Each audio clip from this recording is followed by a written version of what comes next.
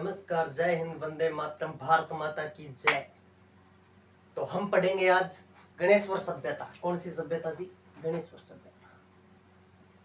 गणेश्वर सभ्यता। गणेश्वर सभ्यता। गणेश्वर सभ्यता। गणेश्वर सभ्यता यूं चुटकियों में कैसे याद होगी देखिएगा। हमें एक छोटी सी ट्रिक ध्यान में रखनी है जिसका नाम है क्या? खोज बेहतर। क्या खोज? खोज बेहतर। खोज बेहतर। खुदाई 77। खोज बेहतर। खुदाई 77। तांबा व पत्थर। तांबा व पत्थर। तांबा व पत्थर। पुरातत्व का पुष्कर। पुरातत्व का पुष्कर। और सभ्यता गणेश्वर। सभ्यता गणेश्वर। खोज बेहतर। खोज बेहतर यानी इस सभ्यता की खोज कब होती है? इस सभ्यता की खोज कब होती है? 1972 के अंदर। कब होती है? 1972 के अंदर। अच्छा, खोजकर्ता कौन थे? तो खोजकर्ता अपने पास में आते हैं रतन चंद्र अग्रवाल। खोज किन्होंने की थी भाई? रतन चंद्र अग्रवाल ने की थी।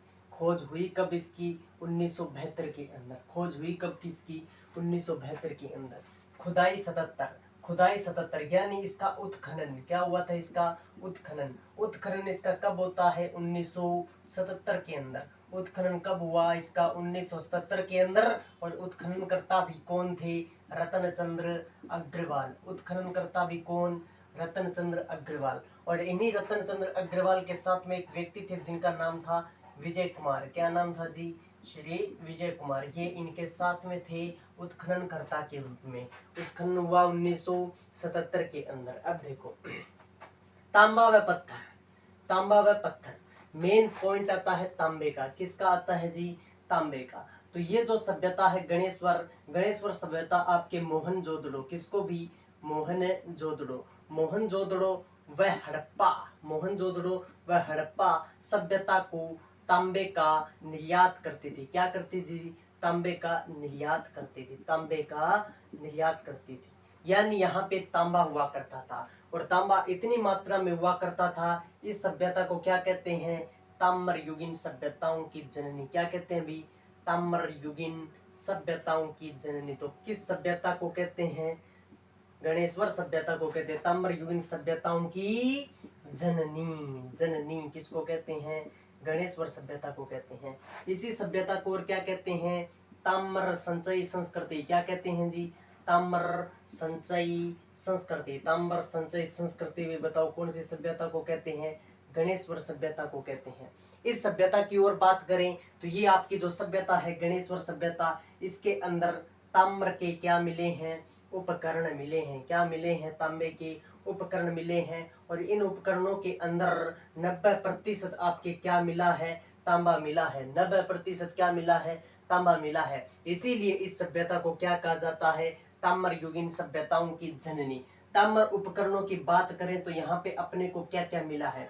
एक सुई मिली है। क्या मिली है? सुई मिली है। और ये जो सुई है ये दोहरे घुमाव वाली सुई है। कैसी सुई है? दोहरे घुमाव वाली सुई है। इसी के साथ में और बात करें तो यहाँ पे हमें मिले हैं मछली पकड़ने के कांटे। क्या मिले हैं? मछली पकड़ने के कांटे भी कहाँ मिले हैं? यहीं पर अपने को मिले हैं। यहीं पर अपने को केस पिन मिली है। क्या मिली है? Case pin. केस पिन मिली है। कहाँ मिली है? यहीं पर मिली है। यहीं पे अपने को कुल्हाड़ी भी मिली है। और देखिएगा, बात करते हैं, ये अपने पास में एक पॉइंट आता है पत्थर का। तो खोज बेहतर, खुदाई 77, तांबा व पत्थर। पत्थर की बात करें तो पत्थर से संबंधित यहाँ पे क्या मिला? पहले बात तो ये सभ्यता जो थी, यहाँ पे हमें जो भवन निर्माण होते हैं, क्या निर्माण होते हैं? भवन निर्माण होते हैं। इन भवन निर्माणों के अंदर ईंटों का प्रयोग नहीं हुआ। प्रयोग तो बताओ किसका हुआ है? यहाँ पे पत्थरों का प्रयोग हुआ है। पत्थरों का इतनी मात्रा में प्रयोग हुआ है कि यहाँ पे ईंटें हमें पता ही नहीं है या नहीं है। इसीलिए ये एकमात्र ऐसी सभ्यता कहलाती है जिसमें किसका प्रयोग नहीं हुआ? ईंटों का प्रयोग नहीं हुआ। ये कैसी सभ्यता है? ईंटों के प्रयोग विहीन सभ्यता है। ऐसी सभ्यता जिसमें किसका प्रयोग नहीं? ईंटों का प्रयोग नहीं। मकानों के निर्माण में किसका प्रयोग हुआ? पत्थरों का प्रयोग हुआ। और देखते हैं, बात करें तो इसके पत्थर से संबंधित एक हमें क्या मिला है? बांध मिला है। क्या मिला है मित्रों? बांध मिला है। ये जो बांध है, इस बांध की बात करें तो बांध के बारे में क्या कहा जाता है कि ये जो सभ्यता के जो लोग थे, ये सभ्यता के लोगों के पास में अपने जल नदी के कांतली नदी का जल अत्यधिक आता था। उस नदी के बहाव से बचने के लिए, उस नदी के जल से अपने आप की सुरक्षा के लिए एक बांध का निर्माण करवाया। और ये जो बांध है, ये बांध भी बताओ कैसा बना हुआ है? पत्थरों का बना हुआ है। तो पत्थरों से निर्मित बांध भी बताओ कहाँ प्राप्त हुआ है? अपने को गणेश्वर सभ्यता के अंदर प्राप्त हुआ है। और देखते हैं पुरातत्व का पुष्कर। ये जो सभ्यता है, इस सभ्यता को क्या कहा जाता है? पुरातत्व का पुष्कर कहा जाता है। क्या? पुरातत्व का पुष्कर बताओ किसको कहते हैं? यहाँ पे निरंतर क्या होते हैं? निरंतर नई चीजें मिलती रहती है। पुरातत्व का पुष्कर इस सभ्यता को कहते हैं। और देखिएगा, ये जो सभ्यता है, इसके समय की यदि बात करें तो 2800 ईसा पूर्व इसका क्या मिलता है? समय मिलता है। ये जो सभ्यता है, ये सभ्यता आपसे पूछे कि कौन सी नदी के किनारे है, तो कांतली नदी के किनारे स्थित है। किसके किनारे स्थित है? कांतली नदी के किनारे स्थित है। अच्छा, इसके बाद में आपसे पूछा जाए कि ये जो गणेश्वर सभ्यता है, ये जो सभ्यता है, इस सभ्यता के अंतर्गत हमें बात करें तो यहाँ पे इस सभ्यता की जो ये नदी है, ये कांतली नदी है। ये कांतली नदी कहाँ बहती है? तो ये आपके सीकर के अंदर बहती है। कहाँ बहती है? सीकर के अंदर। लेकिन आपसे पूछा जाए कि ये जो गणेश्वर सभ्यता है, ये कौन से जिले में स्थित है? तो सीकर तो क्या आ गया? संभाग आ गया। सीकर तो क्या आ गया? संभाग आ गया। लेकिन जिला क्या आ गया? जिला अपने पास में नीम का थाना। कौन सा जिला आ गया भाई? नीम का थाना। तो सीकर संभाग और नीम का थाना जिला में कहाँ स्थित है सभ्यता? गणेश्वर सभ्यता स्थित है। तो खोज, बेहतर खुदाई, स्तत्र, तांबा व पत्थर, पुरातत्व का पुष्कर इस सभ्यता को कहा जाता है। ये जो सभ्यता है, यहाँ के लोगों की यदि हम बात करें तो यहाँ के जो लोग हुआ करते थे, वो शिकार किया करते थे। क्या करते थे भाई? शिकार किया करते थे। शिकार के साथ में ये क्या करते थे? पशु पालन करते थे। क्या करते थे जी? पशु पालन करते थे। पशु पालन के साथ में ये क्या करते थे? कृषि करते थे। क्या करते थे? कृषि करते थे। तो इसका मतलब ये लोग कैसे थे? ये लोग आपके सर्वाहारी थे। क्या थे भाई? सर्वाहारी थे। कैसे थे भाई? सर्वाहारी लोग हुआ करते थे। तो ये अपनी कौन सी सभ्यता कंप्लीट होती है? गणेश्वर सभ्यता कंप्लीट होती है। अगली सभ्यता आती है अपने पास में आहड़ सभ्यता। कौन सी सभ्यता जी? आहड़ सभ्यता। आहड़ सभ्यता। ये जो आहड़ सभ्यता है, इसके बारे में बात करते हैं। आहड़ सभ्यता के बारे में क्या बातें आती है? तो आहड़ सभ्यता के बारे में निम्न बात आती है। पहली बात, ये जो आहड़ सभ्यता है, ये है कहाँ पे? तो आपसे पूछा जाए कि भी आहड़ सभ्यता कहाँ पे है, तो उदयपुर के अंदर। कहाँ पे है जी? उदयपुर के अंदर आहड़ सभ्यता स्थित है। फिर इसका आता है जी समय। क्या आता है? समय। आहड़ सभ्यता का समय क्या है?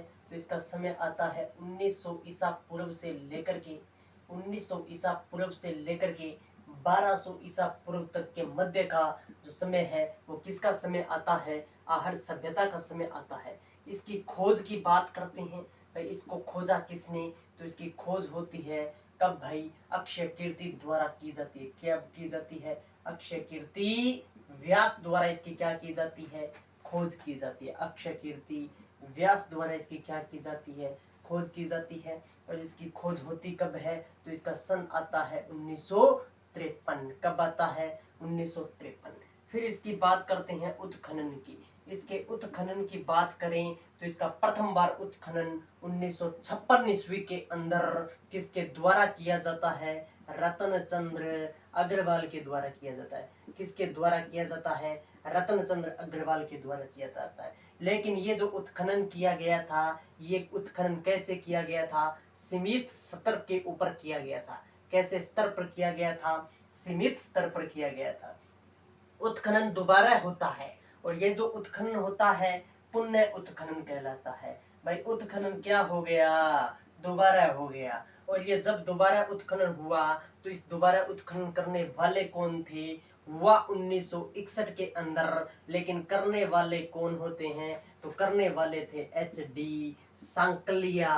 क्या नाम आता है इनका, HD सांकलिया। HD सांकलिया ने क्या किया था, इसका उत्खनन पुनः किया था। इसका उत्खनन क्या किया, पुनः किया था। इसके उपनामों की बात करते हैं, किसकी बात करते हैं, उपनामों की बात करते हैं। उपनामों की बात करें तो इस सभ्यता को क्या कहा जाता है, इस सभ्यता को कहा जाता है ताम्रवती सभ्यता। बोलो कौन सी सभ्यता, ताम्रवती सभ्यता। ये जो ताम्रवती सभ्यता है ये इसका प्राचीन नाम था। कैसा नाम था इसका, प्राचीन नाम। तो आपसे पूछा जाए कि आहड़ सभ्यता का प्राचीन नाम क्या है, ताम्रवती सभ्यता। कौन सी सभ्यता, ताम्रवती सभ्यता। एक नाम आता है इसका अघाटपुर सभ्यता। कैसी सभ्यता, अघाटपुर सभ्यता। ये जो अघाटपुर सभ्यता है ये इसको 10वीं 11वीं सदी के अंदर कहते थे। कब कहते थे भाई, 10वीं और 11वीं सदी के अंदर